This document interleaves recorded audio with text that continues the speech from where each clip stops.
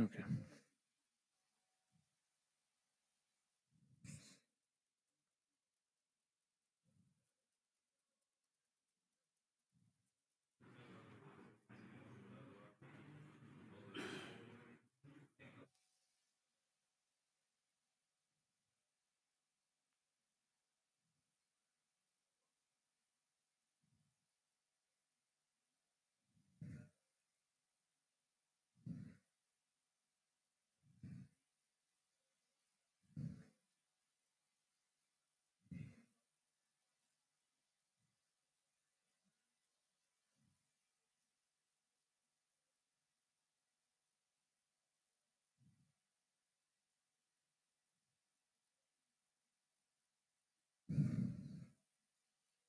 Okay. Once again.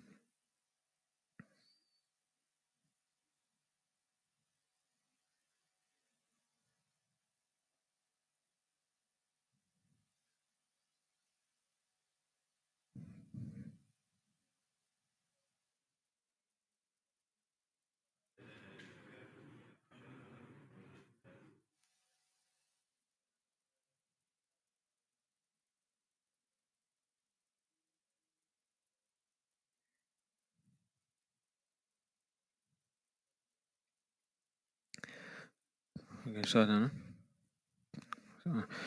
أعوذ بالله من الشيطان الرجيم. بسم الله الرحمن الرحيم. الحمد لله رب العالمين، والصلاة والسلام على رسوله الكريم وعلى آله وأصحابه أجمعين. رب اشرح لي صدري ويسر لي أمري واحلل عقدة من لساني يفقه قولي. اللهم اجعل أعمالنا خالصة لوجهك ولا تجعل فيها حظا لغيرك، وصل اللهم على سيدنا ونبينا ومولانا محمد وعلى آله وأصحابه أجمعين، والحمد لله رب العالمين. أما بعد، فالسلام عليكم ورحمة الله وبركاته. How's everyone today? Alhamdulillah, alhamdulillah. طيب. Yesterday we were busy with حكمة number 18. إحالتك الأعمال على وجود الفراغ من رعونات النفس. Right? Your delaying actions till free time is from the frivolities of the nafs.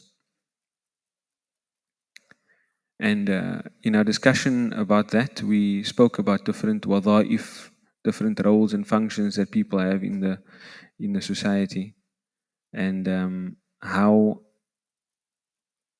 Allah subhanahu wa ta'ala, there's goodness to be found in all of those spaces. And we spoke about having a balance of goals, right? The next hikmah is tied in very closely to that one. And so, you can consider it as a mukammil, a completion of the hikmah before it. So number 19 says, لا تطلب منه أن يخرجك من حالة ليستعملك فيما سواها فلو أرادت لاستعملك من غير إخراج. He says, لا تطلب منه. طلب يطلب means to seek. لا تطلب منه. Do not seek from him, meaning from Allah subhanahu wa ta'ala. أن يخرجك من حالة, to remove you from a condition or from a state. ليستعملك فيما سواها, so that he can use you in other than it. Don't ask Allah subhanahu wa ta'ala, you shouldn't seek from Allah subhanahu wa ta'ala to remove you from the condition you are in so that he can use you in another state. فَلَوْ أَرَادَ, if he wanted, لَاسْتَعْمَلَكَ, if he wanted, he could use you without removing you from the space you're currently in. He could use you where you are. Right? So, what is Ibn Ata'illah rahimahullah ta'ala getting at? He's saying that, if we take the discussion from where we left off yesterday, that people have their different wadha'if. They have their different roles and their functions in society. And one shouldn't be delaying in their good works, in their works for the deen. They shouldn't tell themselves, like we said yesterday, that I'm going to, the first part of my life, I'm going to spend solidifying or making comfortable my dunya, and then afterwards I will focus on my deen. No, they should be focused on both simultaneously. He now says, well, for you to focus on them simultaneously and for you not to delay matters, you must know that you can focus on your deen matters where you are in your life now. Obviously, there's a few things to be understood here. The first thing to be understood is that the space that you are in, it cannot be a space that is haram. Right? You can't say, look, I have my wadhifa, I have my role, but this role that Allah subhanahu wa ta'ala placed me in, it has elements of haram in it. No. Allah subhanahu wa ta'ala doesn't command us with fawahish. And you cannot say that because Allah put me here, that I must now stay here even though I know there's haram. No. The fact that you know it's haram means that you know that there is a hukm of Allah in relation to it, because something being haram is a hukm of Allah. And if there's a hukm of Allah subhanahu wa ta'ala, then you know directly that Allah has given you a command or a prohibition in relation to the matter that you are engaged in. You can't say, Allah told me not to be here, but I am here, so I'm going to stay here. And then I'm going to say, this is where Allah wants me to be. No, in that case, you must prefer the command of Allah subhanahu wa ta'ala and say, well, the command of Allah subhanahu wa ta'ala tells me that I shouldn't be here. And Allah doesn't want me to be here, and so I must move myself out. Right? That's the first point. The second point, if we look at those wada'if, what does this mean? And I think we touched on something very similar yesterday. But Shaykh Bhuti rahimahullah ta'ala unpacks it like this. He says, look, let's say Allah subhanahu wa ta'ala made you a doctor. Somehow the circumstances in your life, without negative influence, without desire for anything bad, the circumstances in your life drove you to become a doctor. Right? Now you find yourself spending your days going to your surgery, seeing to people, etc. Right? And then one day you hear about all the virtues of ilm and of the ulama and of other things, maybe jihad, whatever the case may be. And you think to yourself, how I wish I wasn't a doctor, and how I wish I were rather an alim. Right? Because if I were alim, I would be availed more reward there. I hear the virtues of that thing and I think to myself, okay, I'm going to get more reward over there. Right? And Allah subhanahu wa ta'ala will use me for greater things over there. What's Ibn Ata'illah saying? He's telling you, don't do that. Don't seek from Allah that He takes you out of where you are so that He can use you somewhere else. Because if He wanted to, He could use you without taking you out from where you are. Right? So you're thinking to yourself, look, if I could just dedicate my whole life to studying this deen or whatever the case may be, there's so much more rewards there. No. Or let's assume you find somebody that is, he's a, maybe, I don't know, maybe he's or let's take another example. A lady. Let's say a lady, she finds herself in a home. And, she spends her time, she's devoted to looking after her family, serving her husband, serving her children, looking after them, making sure that, they're eating wholesomely and healthily, making sure that they have correct tarbiyah. Because all of those things are all very good things. They tie into the important for one's piety and spirituality. So she finds herself in the home, making a wholesome home. But she has some friends who are like involved who have their lives dedicated. Maybe they don't have that responsibility. So they're spending their days just studying deen or doing da'wah to other ladies or having programs, etc. So she then tells herself, how I wish I didn't have these responsibilities. How I wish I could rather be like so and so who's doing X, Y, and Z. So Ibn Ata'illah says, don't desire that. Don't request from Allah to take you out from where you are to use you in a different place.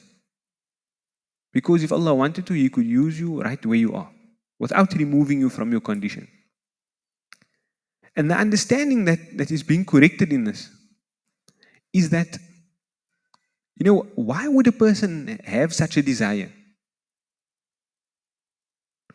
He likely has this desire because he thinks that somewhere else there is more opportunity for reward. There is more opportunity for reward somewhere else. But there's an error in this thought. And the error in this thought is that reward is tied into some physical phenomena, some physical madahir. Reading a book about deen, making a salah. In that reward is tied in intrinsically to some physical material actions. But Ibn Ata'illah rahimahullah ta'ala wants to show us that no, that's not the case. This is obviously not in the majal, not in the realm of what is fard or what is haram. Right? Because obviously there, we know with certainty that what is fard, Allah subhanahu wa ta'ala will reward the doer of it. And what is haram, Allah subhanahu wa ta'ala will punish the doer of it. Right? Obviously, Allah subhanahu wa ta'ala has the right to forgive. But still, reward is not intrinsically tied into that action. That let's say if somebody were to do that action whilst he's asleep, would that action be considered a good action? No, there's no value to the action. What if he recited everything he needed to recite in that salah that he made while he was asleep? He recited everything. Is that considered a good action? It's not considered a good action. That's not considered a good action. So he wants to rectify for us the idea that reward is tied into a physical phenomena of some actions at the expense of others. That's not the case. Rather, in every space of permissible things, there is an opportunity for reward. Right? And we'll discuss what that reward comes down to shortly. But the first point to rectify is that rewards are not tied into a specific set of actions. As long as the action is in the realm of what is permissible, then rewards are not tied into a specific set of actions. Not intrinsically tied in it. Rather, reward is wherever Allah subhanahu wa ta'ala assigns it. Reward is wherever Allah subhanahu wa ta'ala assigns it. The second thing to understand is that sometimes people think that actions of deen, or that the sharia, it only caters for what people see as the formal part of deen.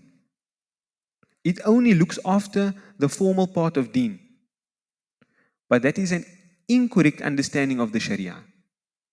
Rather, the sharia exists to see to all things that's beneficial for mankind. Right? Allah subhanahu wa ta'ala says about Rasulullah sallallahu alayhi wa sallam, وَمَا أَرْسَلْنَاكَ إِلَّا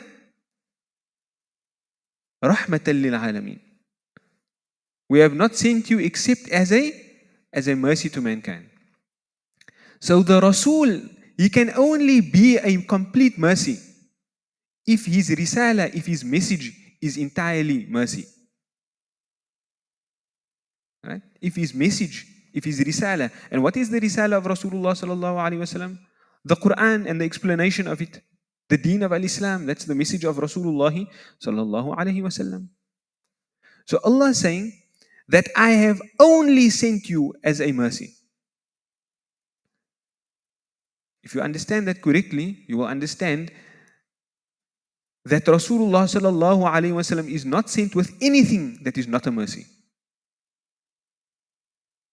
If I say, I only gave him blue coins, that means I didn't give him any coin that's not blue, isn't it? So if Rasulullah sallallahu alaihi wasallam is only a mercy, then that means nothing that Rasulullah sallallahu alaihi wasallam brought is not a mercy. Right? There's nothing in what Rasulullah sallallahu alaihi wasallam brought that is not a mercy. And when we understand that Rasulullah sallallahu alaihi wasallam and what he brought is entirely a mercy, we understand that it is all for our benefit, holistic benefit. Right? Allah subhanahu wa ta'ala, when speaking about life in this dunya, right? Or the purpose of the message, Allah subhanahu wa ta'ala says, like, why do you not respond when Allah subhanahu wa ta'ala calls you, إِذَا دَعَاكُمْ لِمَا يُحْيِيكُمْ, when Allah subhanahu wa ta'ala calls you to what will give you life. And we are understanding from this that Allah subhanahu wa ta'ala will give you a complete life. This understanding was conveyed to us by some of the companions as well. You know, like when the Qa'id Rib'i ibn Amir stood before Rustam, what did he say to them? That we have come to you to remove you from the worship of slaves to the worship of the Lord of the slaves. جئنا لنخرج العباد من عبادة العباد إلى عبادة رب العباد ومن جور الأديان إلى عدل الإسلام. From the tyranny of other ways of life to the justice of Islam. وَمِن ضِيقِ الدُّنْيَا, and from the constrictedness of the dunya إِلَى سَعَةِ الدُّنْيَا وَالْآخِرَةِ, to the expansiveness of the dunya and the akhirah. Not only the akhirah.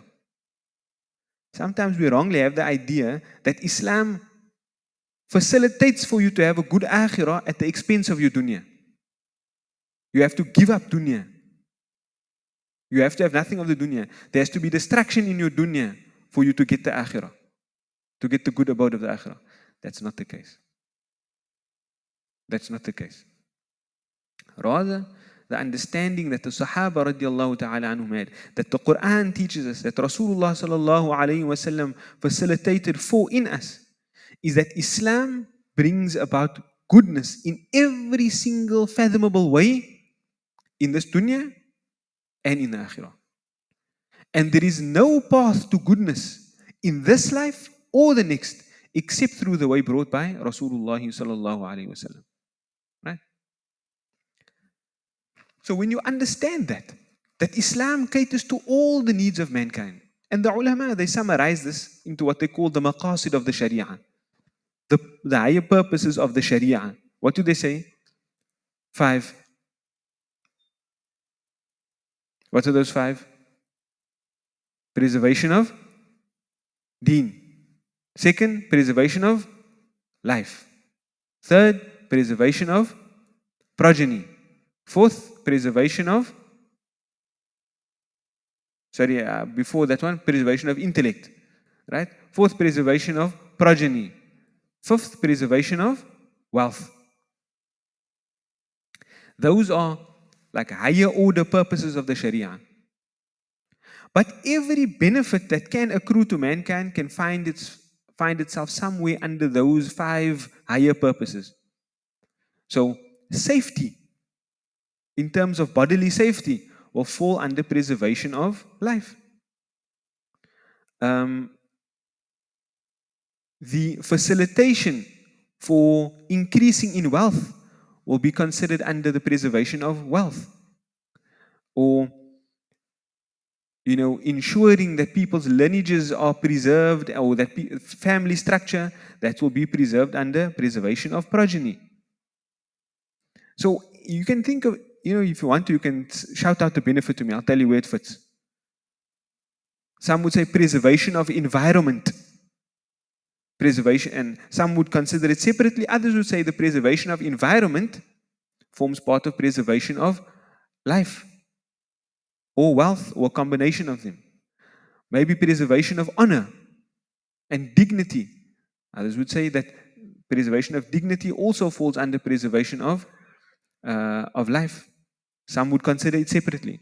But every single benefit that can possibly accrue to mankind in this dunya, the Sharia exists to ensure it, to cater for it. Right? That's a purpose of the Sharia. Now one may ask, well, what's the purpose of having a Sharia in the first place? If you're telling me the Sharia caters to all of those purposes, why couldn't Allah create us and just not give us a Sharia? Or not create us in the first place? Right? So we say there, the purpose for the Sharia is so that we can express our nature as being slaves of Allah subhanahu wa ta'ala. Right? So that we can express our nature as being the slaves of Allah subhanahu wa ta'ala. We spoke about that. We touched on that yesterday.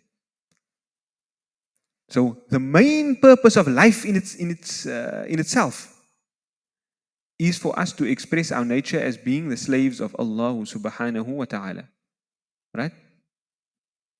But then in this life, Allah subhanahu wa ta'ala gave us the Sharia in order to do that, and the Sharia caters to all the needs of our life. So if the Sharia caters to all the needs of our life, can it be that some aspects of that life, they outshadow others, such that there's no virtue for anyone to be in anything else other than that one thing that outshadows everything else? Would the Sharia, right, on the apparent, cater for all the needs of our life if everybody said that I only want to be located in the masalih, the benefits that are directly connected to the apparent aspects of deen? If everybody said, I only want to be a alim, I only want to be a da'i, I only want to be a mujahid, would the Sharia still cater to all the needs of our life? Who are you going to go to when you're sick? Now you're going to say to me, I'm going to go, Allah's going to cure me. Yes, Allah can cure you, of course. Like Ibrahim alayhi salam said in the Quran, فَإِذَا مَرِضْتُ فَهُوَ يَشْفِينَ. When I get sick, then He, Allah subhanahu wa ta'ala, cures me. But tib is something, medicine, I'm just using this as an example, and it applies to everything else, right? But medicine, because it was something beneficial to people, it was seen, it was something that Rasulullah sallallahu alaihi wasallam didn't scoff at. In fact, he applied to himself the medical practices of that time. Right? And similarly, the likes of Aisha radiallahu anha, his own wife, she was knowledgeable. In her biographies, they mention that she was knowledgeable in medicine. So it was something that they were encouraged to. So, when people come with that kind of idea, some of the ulama, they would say, the doctor is that person who takes money from the people. Allah is the one that cures, right? He takes the money from the people and he takes the reward from Allah. You might think he's setting the people a kopan. He's taking the money from the people and Allah cures them. No, the ulama say he takes the money from the people, he takes the payment from the people, and he takes the reward from Allah subhanahu wa ta'ala. Because in the apparent systems that Allah subhanahu wa ta'ala created, He is doing His bit. People are doing their bit by going to the doctor, by seeking the cure, and by following the recommendations. Right? And Allah subhanahu wa ta'ala, and their hearts are doing their bit by putting their trust in Allah subhanahu wa ta'ala, and then Allah subhanahu wa ta'ala cures them. And the same can be applied to every other aspect of life. The world needs to remain clean. You can't say, you know what, I want to do ibadah and I don't want to sweep outside.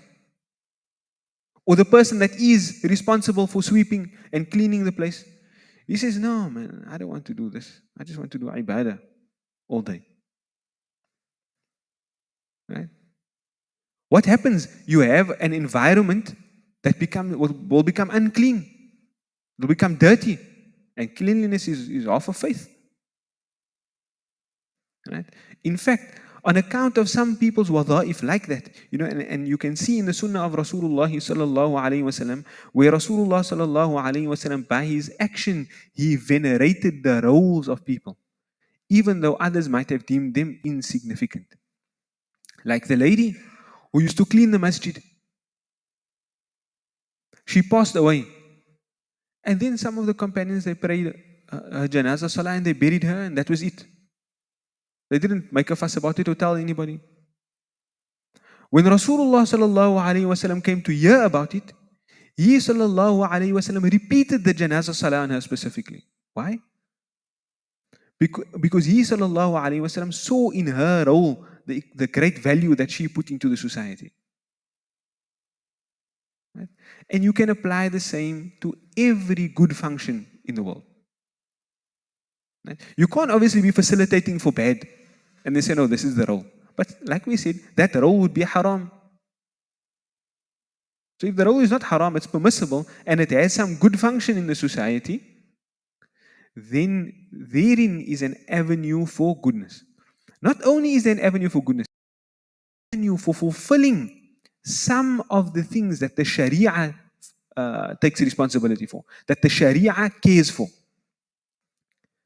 Now, in circumstances where everything is working well, you see the ulama, those who study the Sharia, they'll tell you, look, there's a sequence, there's an order in terms of those purposes. They'll tell you in terms of the order of those purposes, Sharia or rather the preservation of deen comes first. And personally, I will be the biggest proponent of that. That's what I teach in my classes about maqasid. And second, you'll have preservation of life. Sometimes when people mix the order, it creates a big debate. Right? And then comes preservation of progeny, or preservation of intellect, and then comes preservation of wealth. And it's in that sequence, and you cannot break the sequence. And I say to you, personally, I would teach the same. And I feel strongly about the same. But that's only in circumstances where you have to forgo one to get the other.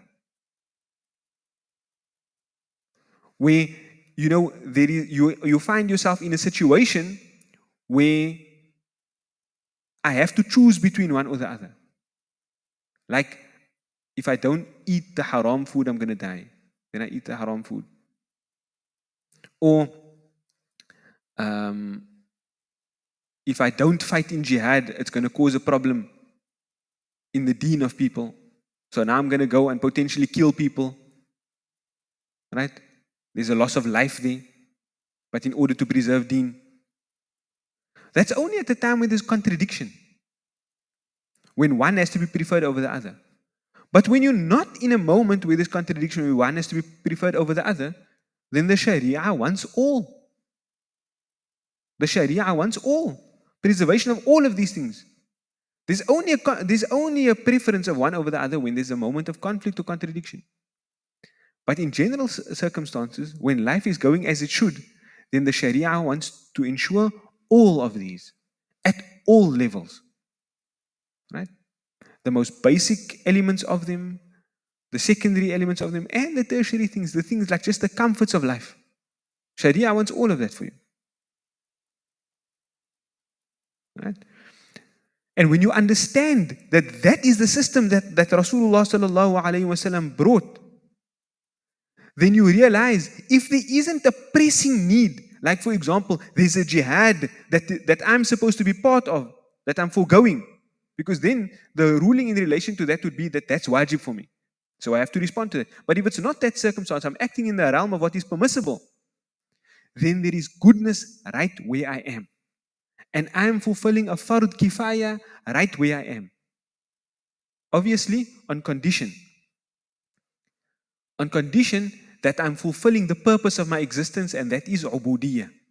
That when I'm being a doctor, I'm not just being a doctor for money. I'm being a doctor because that's pleasing to Allah. And my being a doctor is an expression of my ubudiyya to Allah. And the cornerstone of that is what? The cornerstone of that is having a niyyah. Right? Is having the correct niyyah and state of heart in whatever you find yourselves in.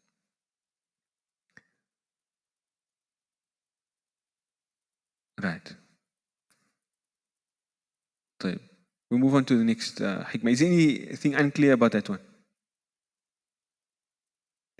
Bismillah.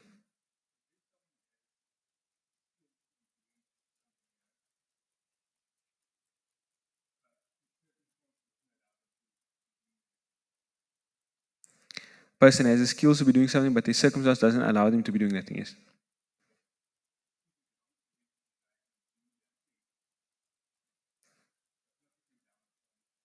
Listen. Yes, of course. Everybody should want to do the maximal good. Every person should want to do the maximal good. Right? And that's why, actually, the other part of this is good that you asked the question.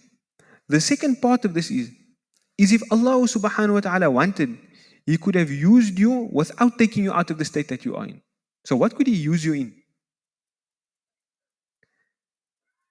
You might understand that Allah can use me in the field in my field. But the ulama, they say, Allah could use you in your field, meaning He doesn't remove you from that one, but He uses you in multiple fields. So for example, I'm a student studying media, right? So I work in media and I excel in that and whatever the case may be. Allah subhanahu wa ta'ala could use me in media, and Allah can give me the capacity to study deen, for example. So what I'm doing is now, I have media, but I also have deen. I could use that media and avail it to other people who could use my service for the promotion of deen. That's one way of using it. But Allah subhanahu wa ta'ala can facilitate for me multiple things, such that perhaps I can even combine my expertise in ways that weren't available to others. Like for example, let's say I don't know much about media and social media, I don't use it much at all, right? So the sphere of my activity is a certain sphere. But take Maulana Irshad, for example. Maulana Irshad, he knows about, audio-visual equipment. He knows how to set it up. He's in tune with social media and stuff like that. And he studied his ilm. So what can he can combine that in a way that perhaps I can't. So there's khair in that, there's goodness in that. So can a person desire that Allah subhanahu wa ta'ala use them for these skills? Of course he can. And generally a person should desire and intend for himself as much khair as possible. But like you said, he mustn't look down upon the state that he is currently in. The state that he's currently in, especially like we discussed yesterday, if he's in a state where he has a skill set but he can't use it for whatever reason that may be, he must ask himself, well, what does Allah want from me? Allah doesn't want from me then to use that skill set because I don't have that possibility. But Allah must be wanting something else from me in this moment. So I make idhar of that in this moment. Perhaps that gives you, opens up other doors for you, and later you can combine the skill set that you had and you couldn't use, and you can combine it with another. Right? So that's also important to understand. Allah can use you in your field, and Allah subhanahu wa ta'ala can use you in multiple fields, leaving you in the one that you are in and in another. And if Allah doesn't want you in the one that you are in, then Allah will remove you from it. Circumstances will generally facilitate you out of it. Yes.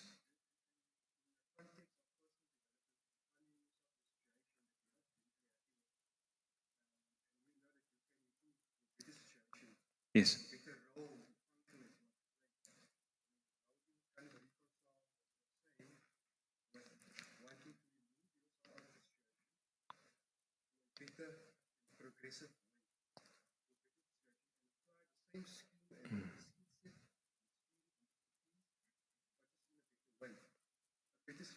Right.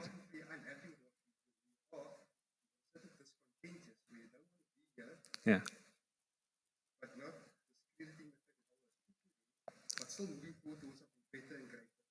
Right. Good. So yeah, Ibn Ata'illah is not telling you must be complacent. He's not telling you be complacent where you are. Just carry on doing the same thing that you're doing all the time. No. No 2 days of a believer is the same. You must always be striving for improvement. Right? But and that's why I started with a discussion on the wadha'if. You mustn't look at all the different roles and functions in society. You mustn't diminish the role. Can you be striving to use that role or to fulfill that role in a more efficient, effective, more beneficial way? Of course you can. Of course you can. That is matloob, that is desired from you, from a believer at all times. Right? But what he's saying is, don't look at different roles and belittle the roles. The society, not the society, but the Sharia wants all of those roles fulfilled. The Sharia wants all of those roles fulfilled. So as a salik, as one journeying to Allah subhanahu wa ta'ala, if Allah subhanahu wa ta'ala placed me in a specific role, right, then I must value that role and I must fulfill that role with ihsan, always. Right? I must always be striving for ihsan. The next hikmah will somewhat tie into this a little bit, right? The point that you're asking. So certainly you can be looking for more efficient, more effective, more beneficial ways. And you should always be trying to tie in your a'mal dunyawiyya with your a'mal diniyya. So let's say I am in media, and what I do is I cover certain set of stories that got like minimal benefit to the world. In fact, sometimes the stories are just going to increase people in despair. Right? But it is covering news. Can I want to cover things that are going to drive people to good action? Of course you can. That's simply improving in your role. It's not looking with discontent at where you are or belittling the goodness that exists within that role. Right? That's also important. And again, these are things that every person will have to contemplate on and see how it applies to their own circumstance. Right? Does that answer the question? Complacency is not a good thing for a believer. Contentment in your circumstance is, but complacency is not. And that's why Ibn Ata'illah says in the next hikmah, ما أرادت همة سالك أن تقف عندما كشف لها. The himma of a salik. What's a himma? What's himma? The drive, the motivation. Right? ما أرادت همة سالك أن تقف. The desire or the himma, the motivation and the drive of a salik, one who's journeying to Allah, it does not want to stop أن تقف عندما كشف لها at what was unveiled to it, except that something happens. So when you have negative plus illa, then the way you understand it is only. Or whenever. So here he's going to say, whenever the person that's journeying to Allah subhanahu wa ta'ala, when his desire wants to stop where it is, when his motivation to journey wants to stop, meaning he feels, okay, I'm okay here now. He thinks to himself, I was once a big sinner. Now I make my salawat 5 times a day. And I read some Quran and I do this good thing. Right? And he thinks to himself, I'm okay here, man. You know what? I have arrived. I'm a wali of Allah. Right? He says that never happens to a slave. إِلَّا وَنَادَتْهُ هَوَاتِفُ الْحَقِيقَةِ, except that the voices of reality, they call out to him. They say, الَّذِي تَطْلُبُ أَمَامَكَ. What you're seeking is still ahead of you. Journey on. He's telling you, the person that's journeying to Allah, naturally in their path, they might hit a snag. They might feel, okay, you know what? I was bad, now I'm good. Now I'm good. I'm okay. So I can become complacent here. He says, when that happens, the voices of reality call out to him. What you're looking for is still in front. Still ahead of you. You're not yet there. Then he says, وَلَا تَبَرَّجَتْ لَهُ ظَوَاهِرُ الْمَكْنُونَاتِ. Nor do the apparent adornments of things, dally themselves in front of him. Like the dunya or other worldly things, they dally themselves in front of him whilst he's on this path. إِلَّا وَنَادَتْهُ حَقَائِقُهَا. Except that the realities of those things shout out to him, إِنَّمَا نَحْنُ فِتْنَةٌ فَلَا تَكْفُرْ. We are only a trial for you. Don't disbelieve. What is he talking about here? He's saying that on this journey to Allah subhanahu wa ta'ala, first he told you, in the role that you're in, work in that role. Don't desire that Allah put you in another role. As long as that role is permissible and there's opportunity for khair and benefit to society in that, you must have the intention to serve, to be in that role as a slave of Allah subhanahu wa ta'ala. But you mustn't desire always to be out of that role. Right? Obviously, if there's harms in that role, then you can desire to be out of it. But if it's not like that, it's a comfortable space. You can live your Islam there and you can benefit to society there and all of those things. Then be content and be a slave of Allah in that role. But now he says, whilst you're journeying on that path, you might reach a time when you think that I'm okay now. Yeah, I must become complacent here. And that's the exact question that you asked. Or ties in exactly. Yeah, his desire, his motivation to go further, it stops. So what happens is, these voices of reality call out to him, of haqiqah, of the station that's in front of him. It says, what you're looking for in your journey to Allah subhanahu wa ta'ala, it's still ahead of you. You haven't reached. Why is he telling you this? He says that your himmah never wants to stop, except that this happens. So what's he telling you? That at every station that you might be, you might think to yourself, you know what, I was bad, now I'm okay in life, and I'm going to stay over here. No, I'm good now. Sometimes people actually get to that point where they actually think, you know what, they're now going to the masjid 5 times a day and all of these things. They might even look back at somebody that's not there and look down on them. They might look at some people and think, I am the practicing Muslim and they are not. Right? You might look at himself and think, I'm a good element of the society and others are not. So when that happens, he's telling you, look man, know that this journey is a never-ending journey.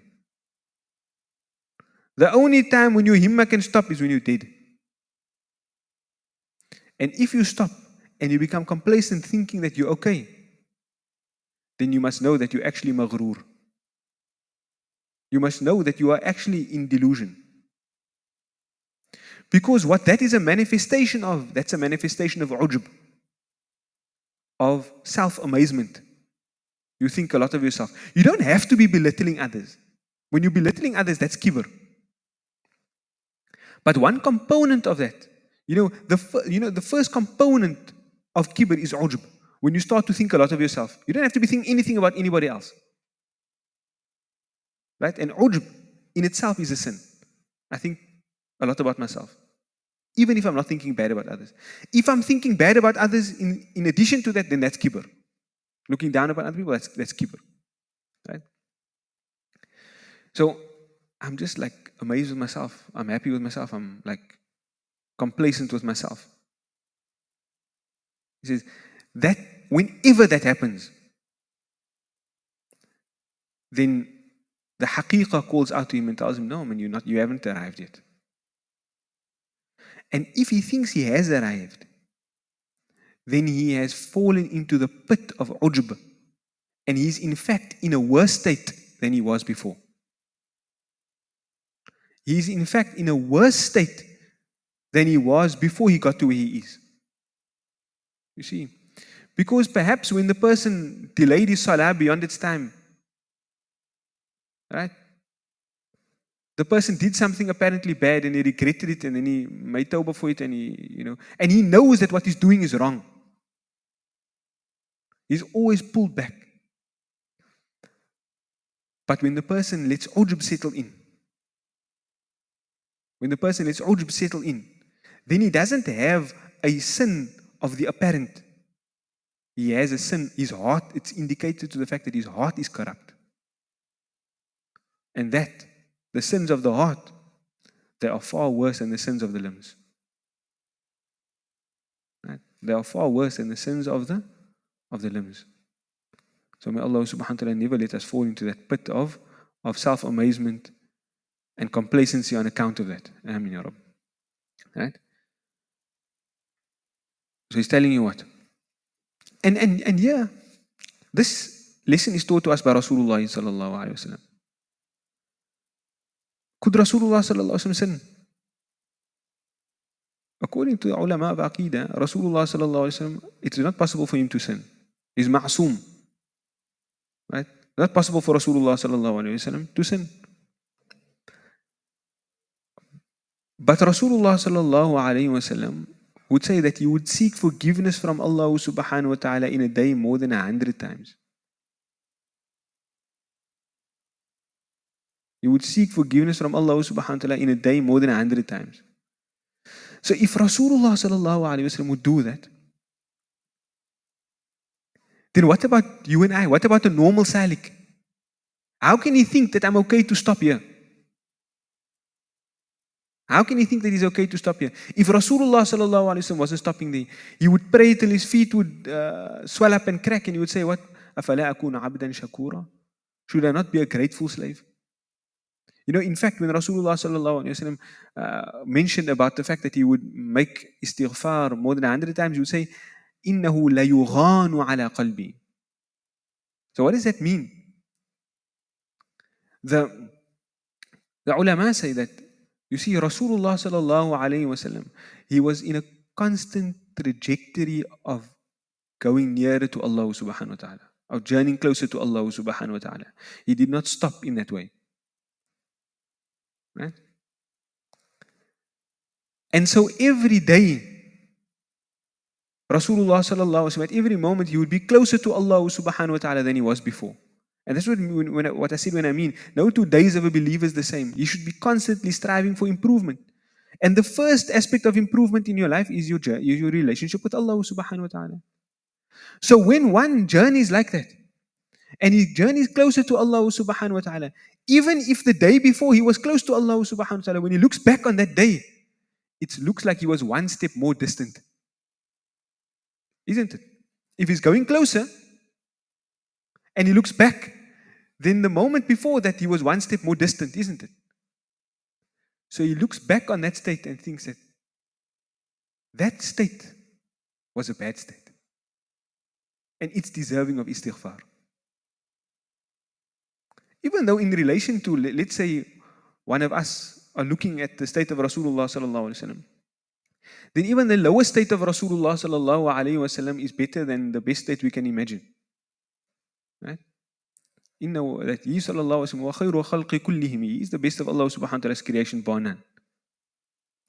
So if we were to stand here and look, just if we could imagine these things in distance, we would stand here and look at Rasulullah sallallahu alayhi wa sallam's state infinite miles ahead of us. But these states are relative. When Rasulullah sallallahu alayhi wa sallam looks at his state from before, he sees it as one step back. But every other creation, when it looks at his state, he would see his state infinite miles ahead. Right? And again, that reminds us of the saying, Hasanatul abrar, sayyiatul muqarrabin.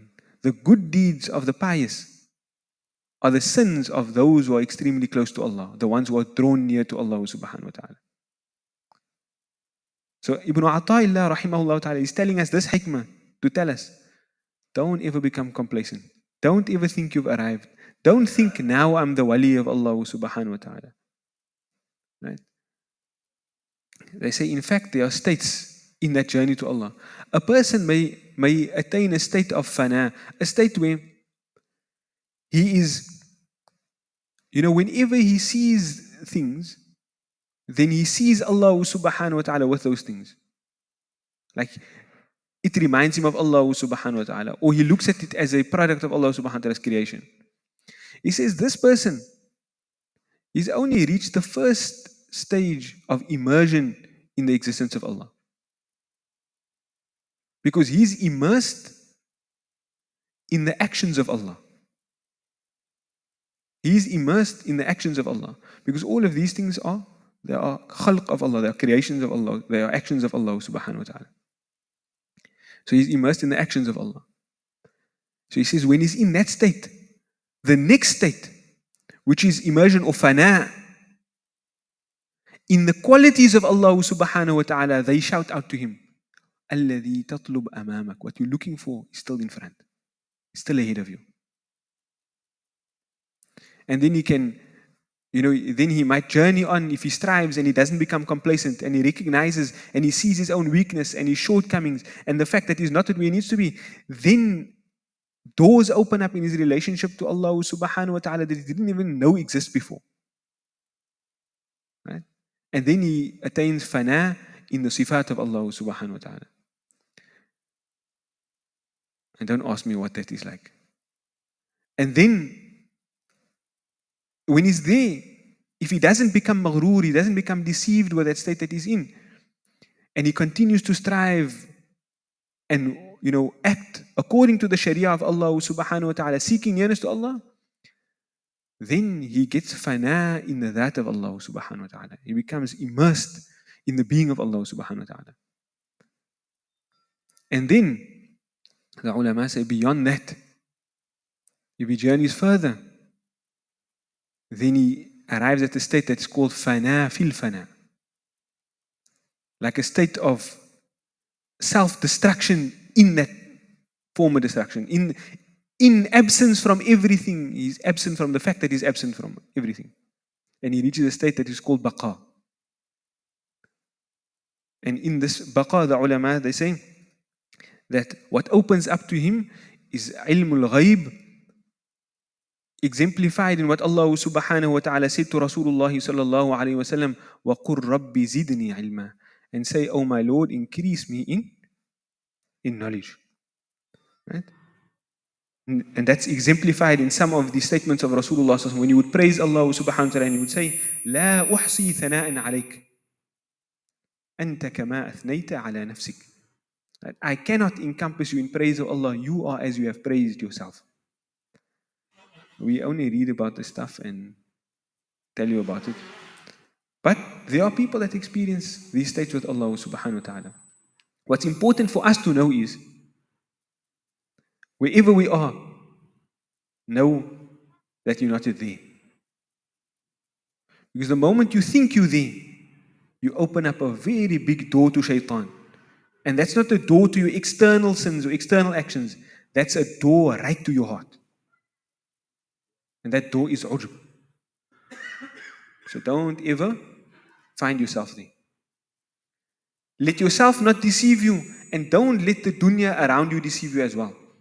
He says, when the dunya starts to dangle himself, he says, no, I've worked on my deen enough now.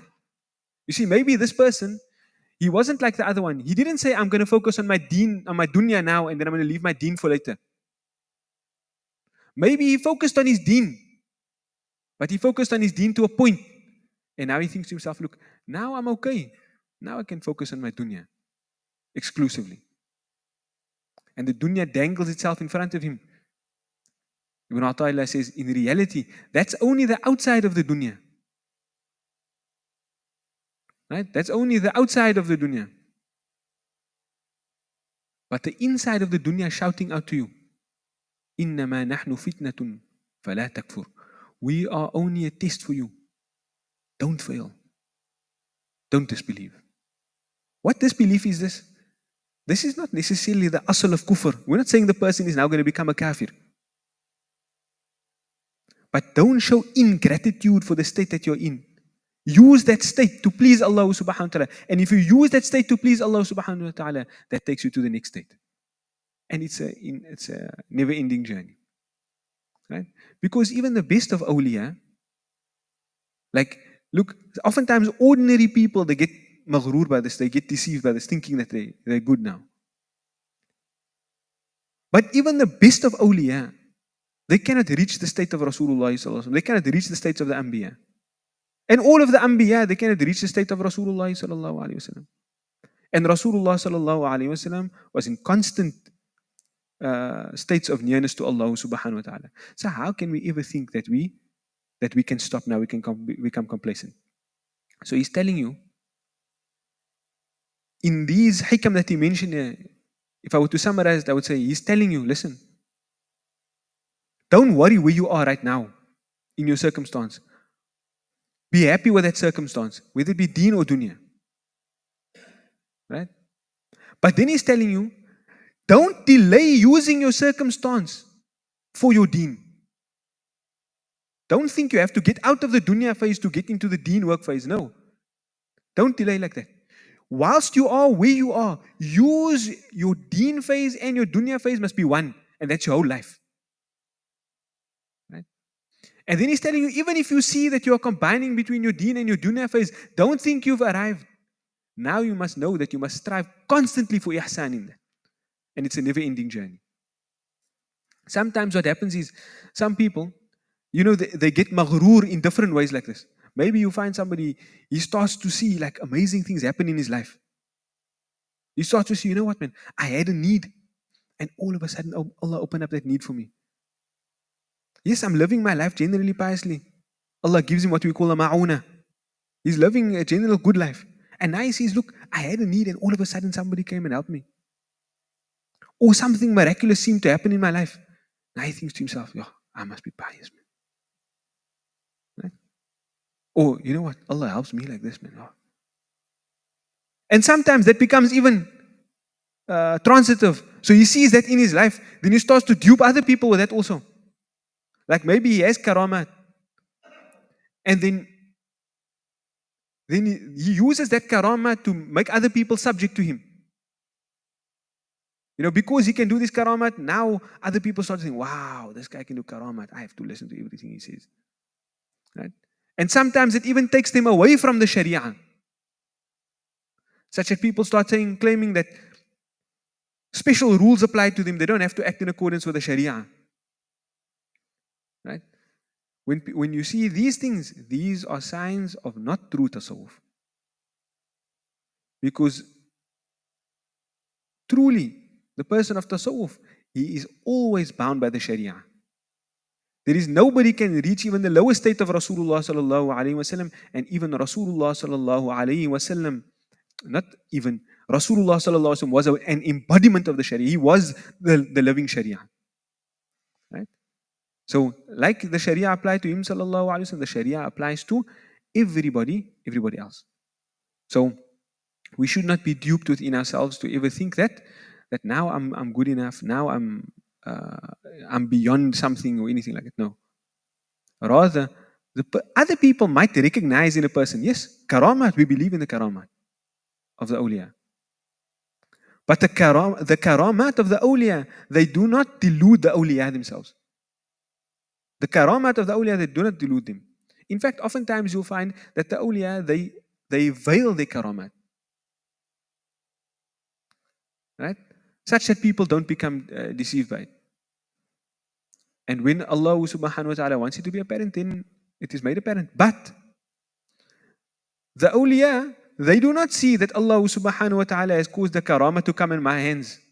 Now I can start breaking the Sharia and things like that. No. In fact, gratitude for that means that they please Allah subhanahu wa ta'ala more through remembering Him more, through having more ihsan, more Islam, more iman. Right? Rather than now listening in those things.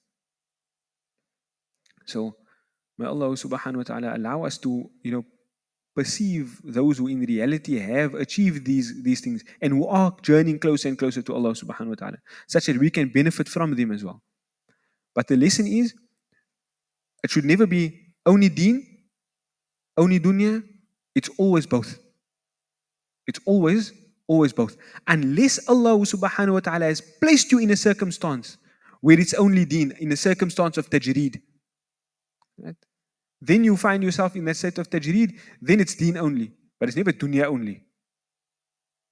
Right? So it's either deen only If Allah put you in a state of tajreed, if Allah didn't put you in a state of tajreed, then it's deen and dunya always. And when is enough? There's never enough. You're always going to be striving for more deen in that dunya until your dying day. And that is what is pleasing to Allah subhanahu wa ta'ala. Right? That is what it means for us to constantly express our ubudiyyah to Allah subhanahu wa ta'ala. So may Allah subhanahu wa ta'ala make us His true slaves. May Allah subhanahu wa ta'ala grant us humble hearts. Hearts that can see its own reality. Allahumma arina al-haqqa haqqa. Oh Allah, grant us to see reality for what it is. Warzuqna ittiba'ah, and sustain us with following that reality. Wa arina al-batila batila, and oh Allah, show us falsity for what it is. Warzuqna ijtinabah, and oh Allah, provide us abstinence and safety from that falsehood. Ameen ya Rabbil Alameen. May Allah subhanahu wa ta'ala guide us. We end there for now. Wa jazakumullahu khairan. Wa akhiru da'wana alhamdulillahi Rabbil Alameen. Assalamu alaikum wa rahmatullahi wa barakatuh.